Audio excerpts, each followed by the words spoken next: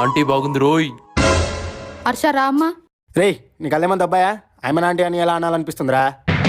వెళ్దాం రా అమ్మా. పిల్లాడు ఆ వయసుకు వచ్చిన అందం వాళ్ళే చూడు, అదిరా అసలైన ఆడదంటే. ఒక్క నిమిషం ఉండమ్మా. రే వద్దురా. భయపడకమ్మా, వాళ్ళని నేనేం కొట్టంలే. రే బుడ్డడా, ఏంటి హీరోలా ఎంట్రీ ఇస్తున్నావు? అబ్బే నాకంత సీన్ లేదన్నా, నేను మీలాంటి వాణ్ణే. అవునా? అవును. మరేంట్రా ఇంత బిల్డప్ ఇచ్చావు? ఉత్తినే అన్నా. ఓహో. అవునన్నా, మనలో మన మాట. మీ ముగ్గురులో ఎవరికన్నా చెల్లుంది? వీడికి. అయితే పదండి అన్న, ఇంకా ఆమెకి గెలుకుదాం.